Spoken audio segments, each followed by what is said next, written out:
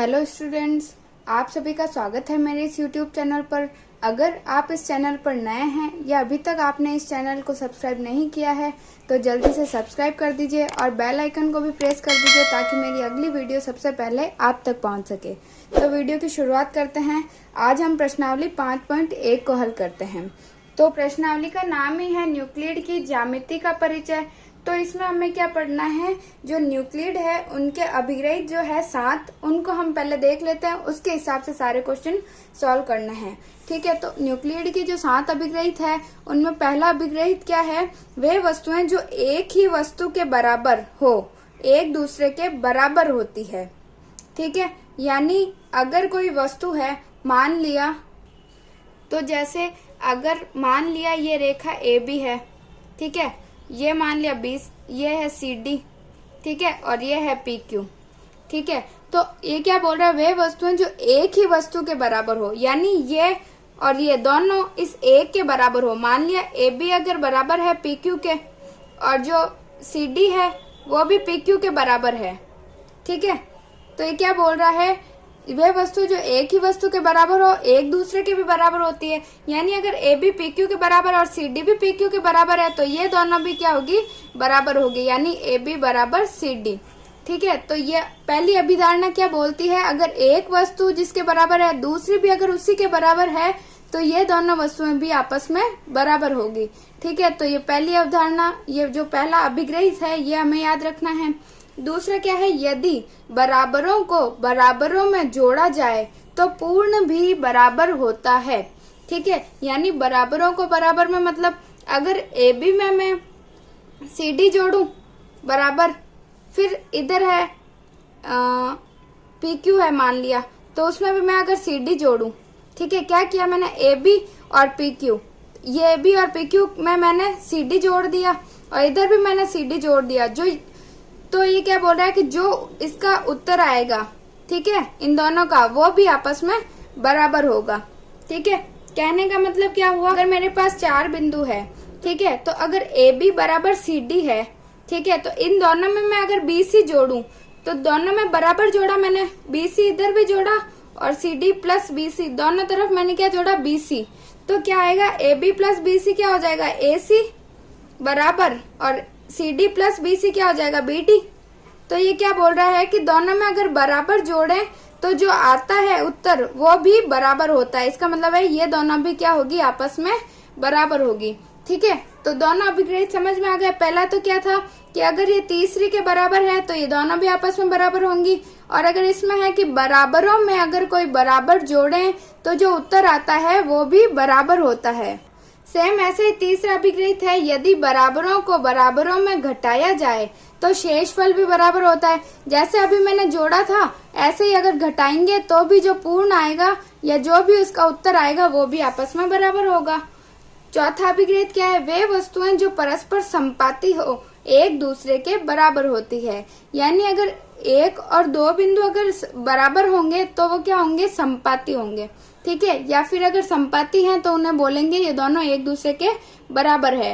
तो ये वाली जो अगर आगे हम जो प्रश्न सॉल्व करेंगे उनमें जब ये अभिधारणाएं यूज होगी, अभिग्रहित जो यूज होंगे तो आपको ज्यादा अच्छे से समझ में आ जाएंगे। ठीक है, लेकिन ये हमें याद जरूर रखना है। फिर पांचवा क्या है, पूर्ण अपने भाग से बड़ा होता है।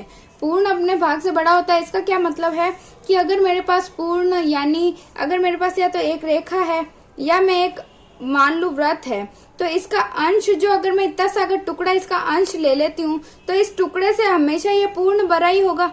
ये तो सार्वभौमिक सत्य, ये तो हमें पता ही है। अगर ये रेखाखंड का इतना सा टुकड़ा मैं ले लूं तो ये इससे तो छोटा ही होगा, यानी इससे हमेशा जो ये पूर्ण है वो इस अंश से हमेशा बड़ा होगा। तो ये भी इसकी एक अभिग्रहित है।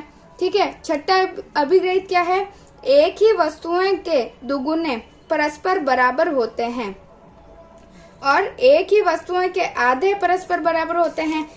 यानी अगर मेरे पास इधर है एक, इधर कोई संख्या है, यानी अगर AC और इसी को ले लूं मैं BD को, तो इसका अगर मैं दुगुना करूंगी तो वो भी आपस में बराबर होगा, और अगर मैं इसका आधा करूंगी तो वो भी आपस में क्या होगा, बराबर होगा। ठीक है। तो यानी यहाँ पे मैंने अगर 2 से गुणा किया तो मैं इधर भी मुझे 2 से गुणा करना पड़ेगा, तब ये दोनों बराबर होंगे। और अगर मैं इधर 2 का भाग दे रही हूँ तो मुझे बराबर के इधर भी 2 का भाग देना पड़ेगा, तभी ये दोनों बराबर होंगे। ठीक है, तो इसके ये 7 अभिग्रहित है वो हमें याद होने चाहिए। ठीक है, तो अब हम प्रश्न सॉल्व करते हैं।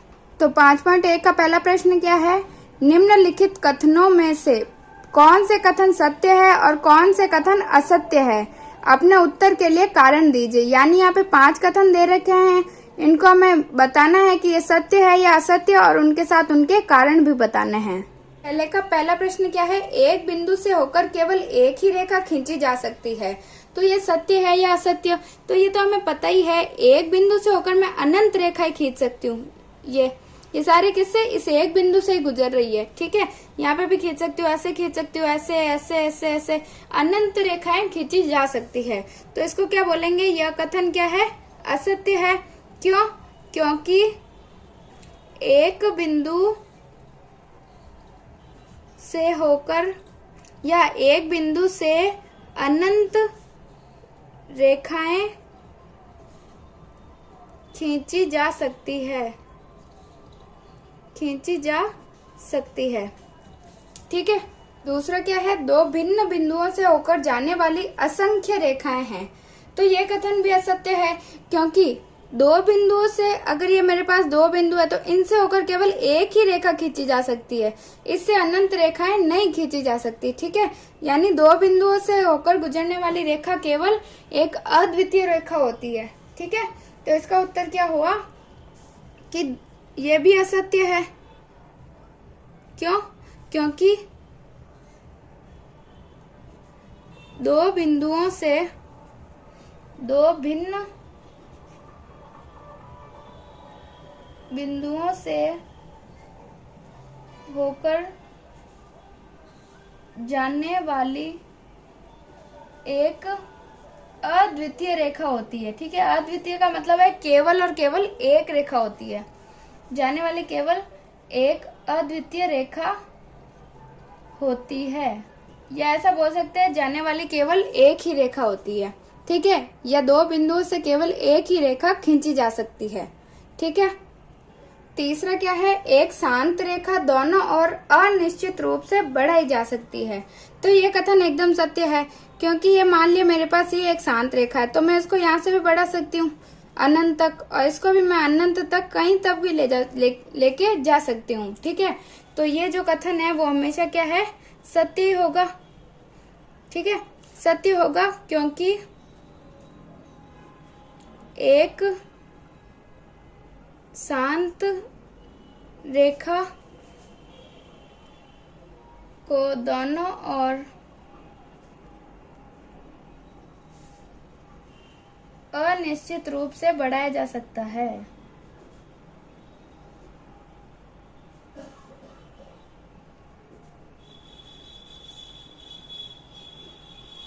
ठीक है, यानी इसको हम क्या है, अनंत तक बढ़ा सकते हैं। चौथा है, यदि 2 वृत्त बराबर हैं तो उनकी त्रिज्याएं बराबर होती है। ठीक है, तो त्रिज्या क्या होती है, यह तो हम जानते ही हैं। अगर ये वृत्त है तो इसके केंद्र से इस परिधि तक जो हम ये रेखा खींचते हैं उसको त्रिज्या बोलते हैं। ठीक है, तो अगर ये वृत्त बराबर हैं और इनकी त्रिज्याएं 2 वृत्त बराबर है, इसका मतलब क्या हुआ, इनका क्षेत्रफल बराबर है। तो कैसे, अगर इनका क्षेत्रफल क्या होता है, पाई आर स्क्वायर, एक का पाई आर 1 स्क्वायर बराबर है पाई आर 2 स्क्वायर के। ठीक है, तो पाई से पाई कट गया, स्क्वायर से स्क्वायर कट गया, तो क्या हुआ, R1 बराबर R2, यानी इन दोनों की त्रिज्या क्या हुई, बराबर हुई। तो इस हिसाब से क्या होगी, अगर 2 वृत्त बराबर हैं तो इनकी त्रिज्याएं भी आपस में बराबर होती हैं। ठीक है, तो ये क्या बोल रहा है कथन, ये एकदम सत्य है। ये सत्य है क्योंकि यदि 2 वृत्त बराबर हैं अगर, तो इनके क्षेत्रफल भी बराबर होंगे, बराबर होंगे, और क्षेत्रफल बराबर है तो त्रिज्याएं भी बराबर होगी। तो क्षेत्रफल बराबर होंगे तो त्रिज्याएं भी त्रिज्याएं भी बराबर होंगी। ठीक है, तो इस कारण ये हमारा कथन सत्य है। पांचवा क्या है, यदि ए बी बराबर पी क्यू और पी क्यू बराबर एक्स वाई है तो ए बी बराबर एक्स वाई होगा। तो यह बिल्कुल सत्य कथन है। यह हमने अभी अभिग्रहित जो न्यूक्लिड का प्रथम अभिग्रहित यानी पहला अभिग्रहित जो पढ़ा था वो क्या था, वे वस्तुएं जो एक ही वस्तु के बराबर हो दूसरे के बराबर होती हैं। ठीक है, वे वस्तुएं, यही था ना, क्या था, वे वस्तुएं जो एक ही वस्तु के बराबर हो एक दूसरे के बराबर होती है। तो ये भी कोई भी ये दो वस्तुएं हैं, ठीक है, जो ये भी पी क्यू के बराबर है और ये भी पी क्यू के बराबर है, तो वो क्या होगी, आपस में भी एक दूसरे के बराबर होगी, यानी ए बी बराबर एक्स वाई होगा। तो ये अभिग्रहित एक से ही हमें सत्य नजर आ रहा है। ठीक है, तो ये उसी से सिद्ध हो जाता है। लेकिन अगर हम ऐसा देखें कि ए बी बराबर पी क्यू, ये मान लिया पहला समीकरण है, और दूसरा क्या दे रखा है, पी क्यू बराबर एक्स वाई, ये दूसरा समीकरण। अगर इन दोनों समीकरण से देखें तो ए बी बराबर पी क्यू, और इस दूसरे समीकरण में पी क्यू का मान क्या है, पी क्यू की जगह, पी क्यू अगर एक्स वाई के बराबर है तो मैं पी क्यू की जगह एक्स वाई लिख सकती हूँ, तो ए बी बराबर एक्स वाई। तो यही तो हमें प्रूव करना था कि जो दो वस्तु अगर एक ही वस्तु के बराबर है तो वो दोनों भी आपस में बराबर होती है। ये ऐसे प्रूव हो गया। ठीक है, तो ये हमारा कथन क्या हो गया, सत्य है। ठीक है, तो ये हमारा कथन सत्य है, क्योंकि हम ऐसा भी लिख सकते हैं न्यूक्लिड के प्रथम अभिग्रहित से, न्यूक्लिड, क्योंकि न्यूक्लिड के प्रथम अभिग्रहित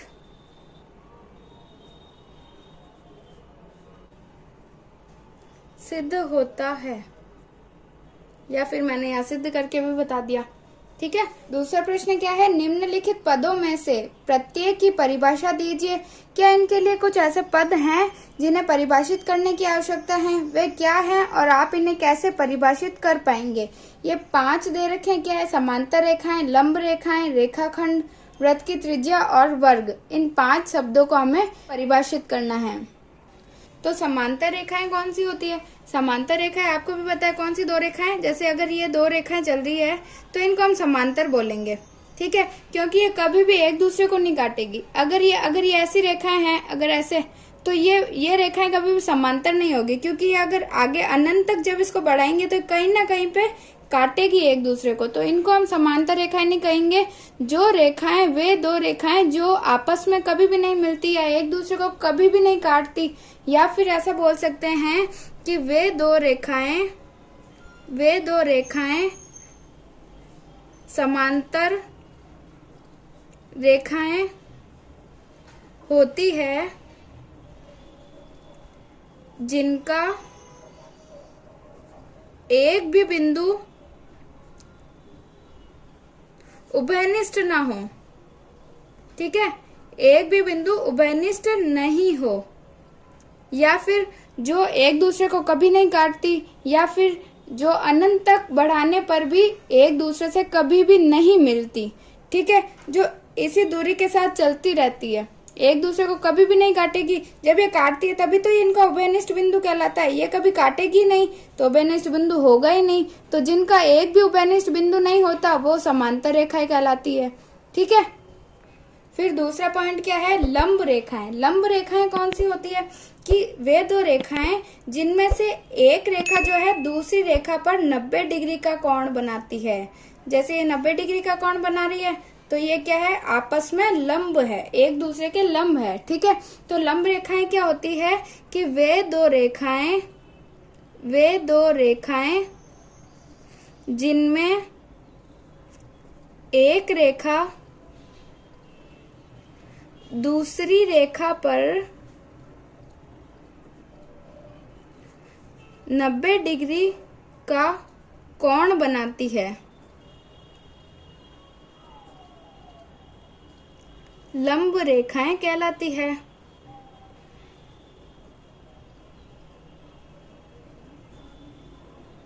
ठीक है, आगे समझ में, जब ये 90 डिग्री का कोण बनाती है तो ये इनको लंब रेखाएं बोलते हैं। तीसरा बिंदु है रेखाखंड। रेखाखंड क्या होता है, अगर ये मेरे पास एक रेखा है तो इसका अगर मैं ये एक इतना सा ले लूं तो इसको क्या बोलते हैं, रेखाखंड बोलेंगे। इस रेखा का जो खंड लिया मैंने उसको हम रेखाखंड बोलेंगे।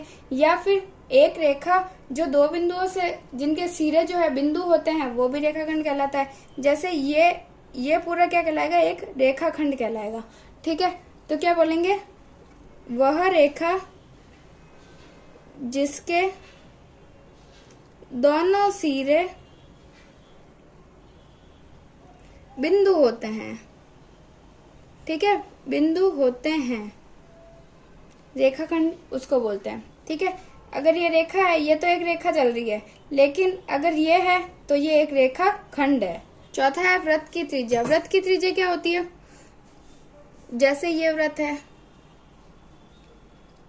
इसका ये केंद्र है, तो वृत्त के केंद्र से वृत्त तक या वृत्त की परिधि तक जब हम एक रेखा खींचते हैं तो उसको हम क्या बोलते हैं, वृत्त की त्रिज्या बोलते हैं। ठीक है, तो इसका क्या होगा कि वृत्त के केंद्र बिंदु से वृत्त की परिधि तक खींची गई रेखा जो होती है, खींची गई रेखा त्रिज्या कहलाती है। ठीक है, उस वृत्त की त्रिज्या कहलाती है। फिर पांचवा क्या है, वर्ग। वर्ग क्या होता है, ये होता है वर्ग। ठीक है, तो वर्ग क्या होता है, जिसकी चारों भुजाएं ये बराबर है और चारों कोण क्या होते हैं, समकोण होते हैं। तो हम क्या बोलेंगे, एक ऐसा चतुर्भुज, चार भुजाओं से मिलकर बना, इसलिए इसको क्या बोलते हैं, चतुर्भुज। तो एक ऐसा चतुर्भुज जिसकी चारों भुजाएं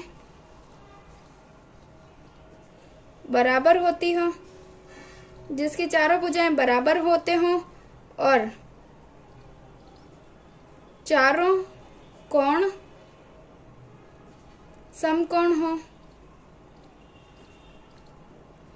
वर्ग कहलाता है।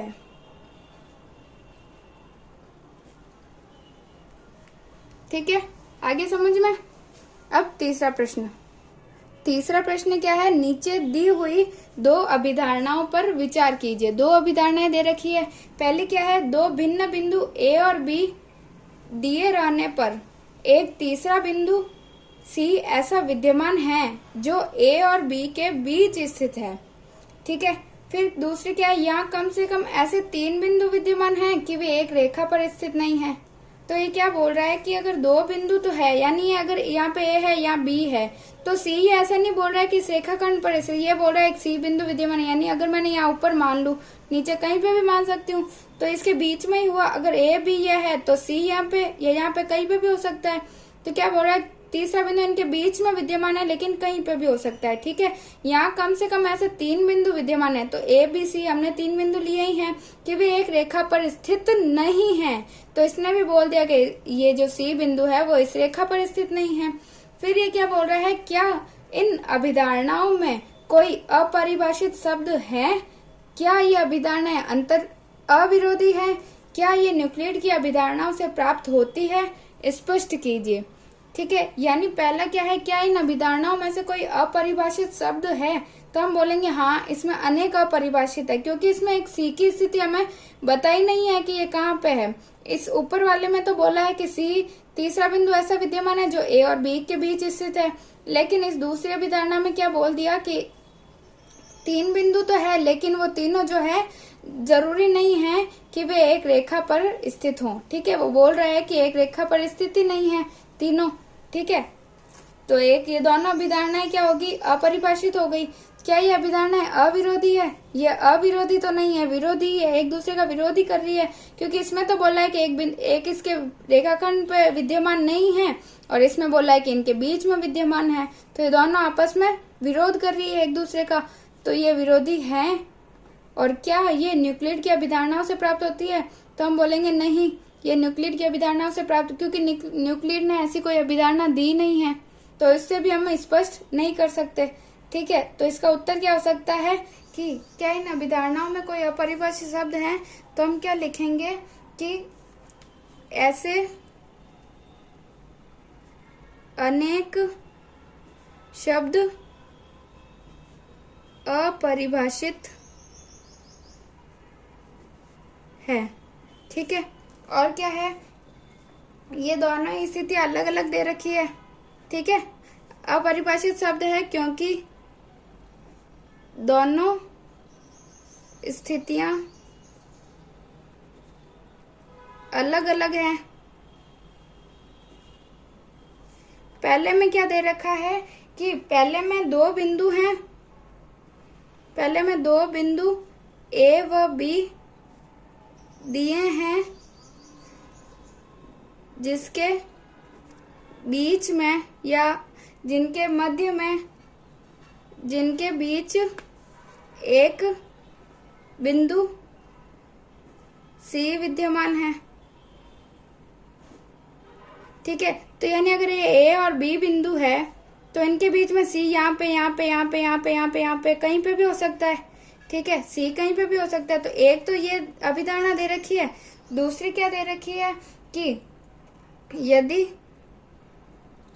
ए व बी दिए हुए हैं तो बिंदु सी जो है वो क्या है, ए और बी से होकर जाने वाली रेखा पर स्थित नहीं है।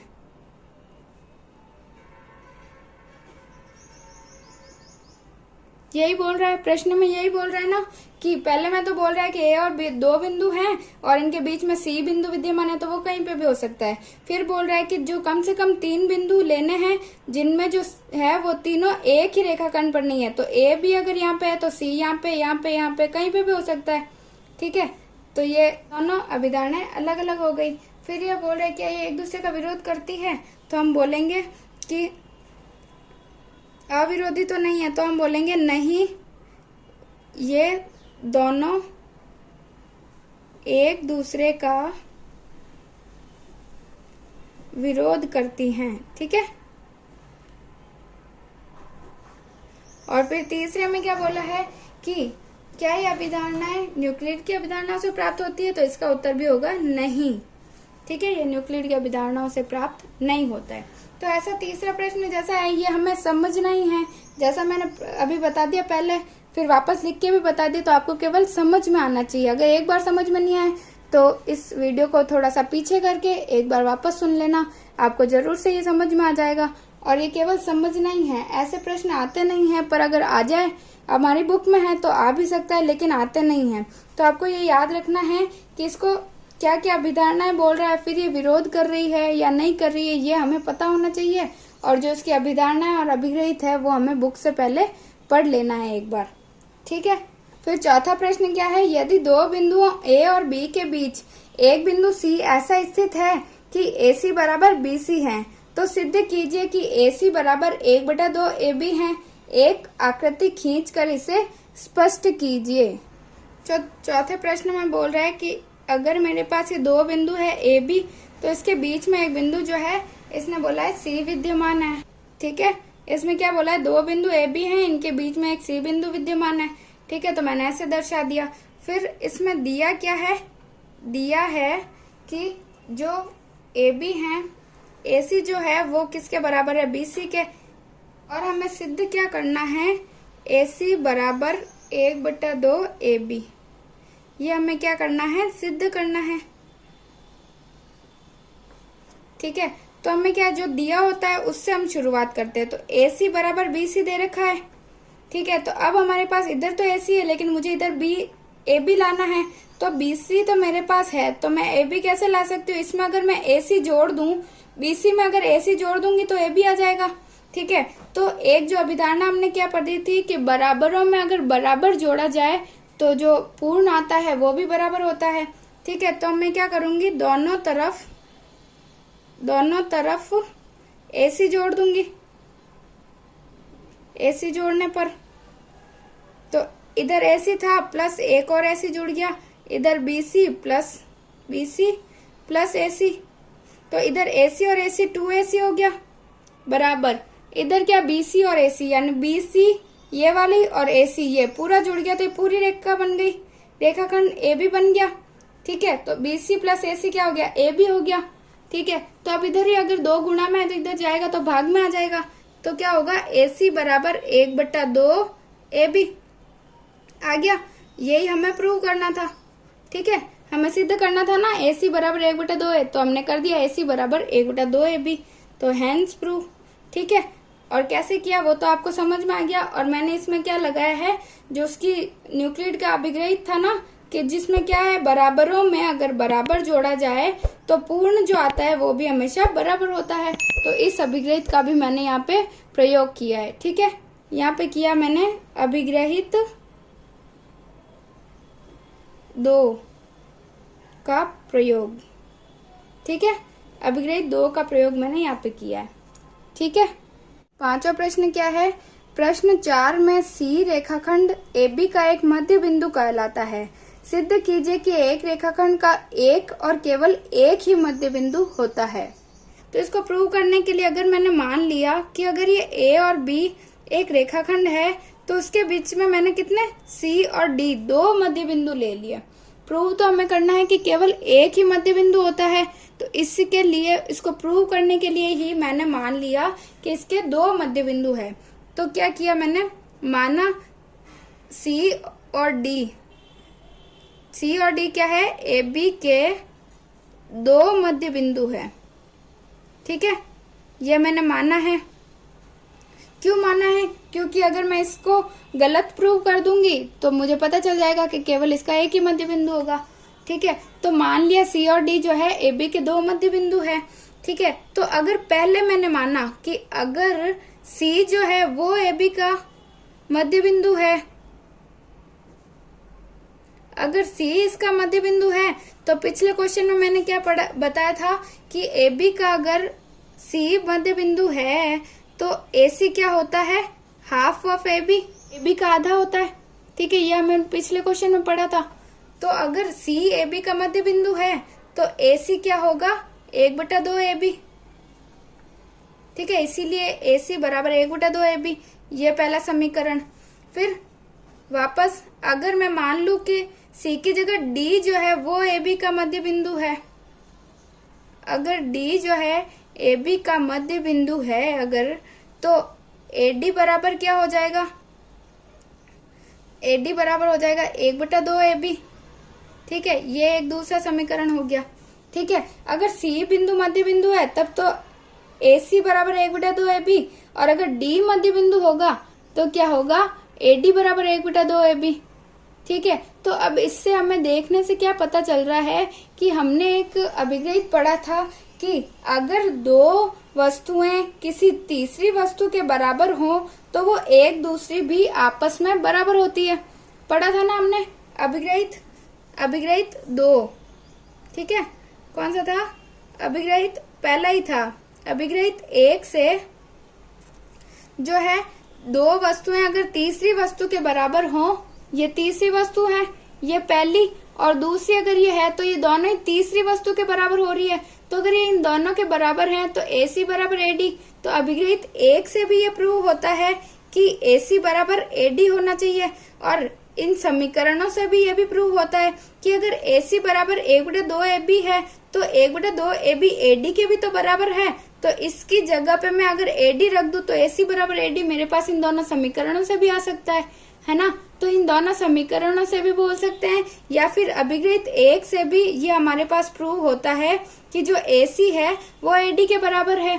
ठीक है, तो अब जब हमने इस रेखाखंड में अगर हमने देखा C और D अगर ये दोनों हैं और ये AB है, तो अगर AC और AD दोनों ही बराबर हैं, इसका मतलब तो क्या हुआ, ये दोनों बिंदु एक ही होने चाहिए।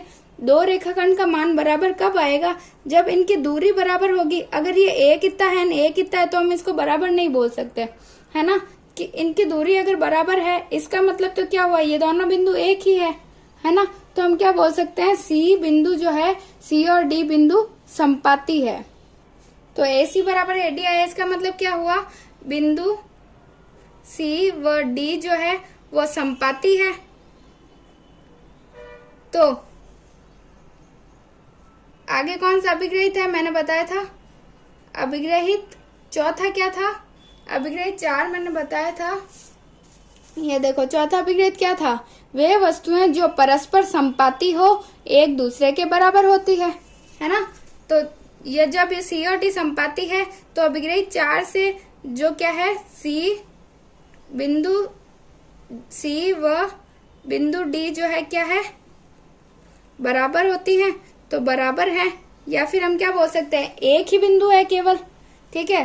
तो इसका मतलब क्या हुआ, हमें यही प्रूव करना था कि रेखाखंड पर केवल एक ही मध्य बिंदु होता है, ठीक है। तो हम क्या बोलेंगे, ये बराबर है, अतः एक रेखाखंड का एक और केवल एक ही मध्य बिंदु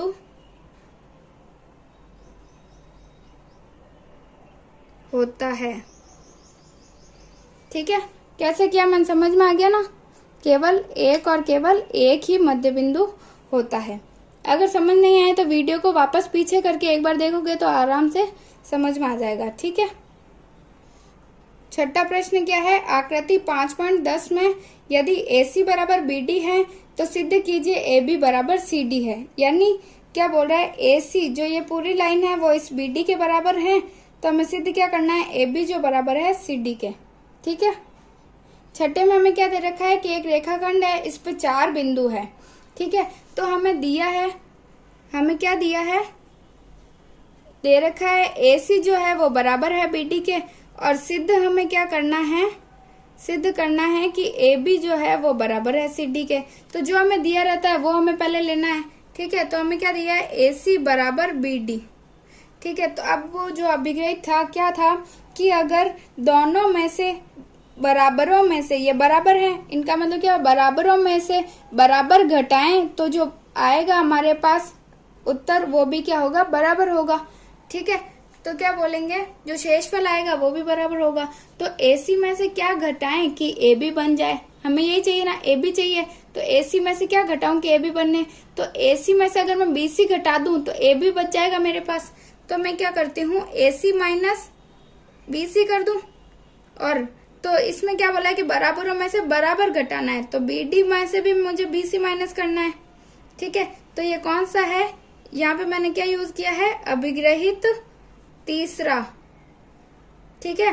तो AC माइनस BC गया तो कितना बचा, AB बच गया इधर, और इधर जो है BD में से BC गए, यानी इस पूरे में से ये गया तो CD बच गया, तो बराबर CD। यानी अगर बराबरों में से बराबर घटाया जाए तो उसका क्षेत्रफल भी बराबर होता है।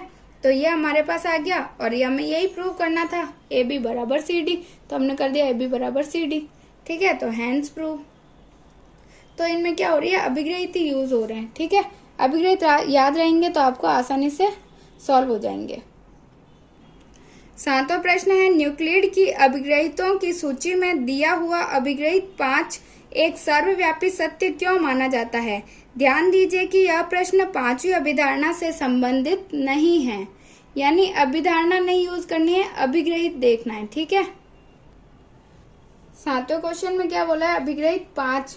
तो अभिग्रहित 5 को सर्वव्यापी सत्य क्यों बोलते हैं, अभिग्रहित 5 क्या है, पूर्ण सदैव अंश से बड़ा होता है, पूर्ण सदैव अंश से। यानी अगर मेरे पास अगर ये एक वृत्त है तो इसका अगर मैं कोई भी अंश ले लूं, अगर इतना छोटा टुकड़ा लूं या इतना बड़ा ही क्यों ना लूं मैं अगर, तो इससे हमेशा ये बड़ा ही होगा क्योंकि मैंने इसका अंश लिया है, ठीक है। इस पूर्ण का अगर मैं अंश लूंगी तो इस अंश से हमेशा ये पूर्ण बड़ा ही होगा।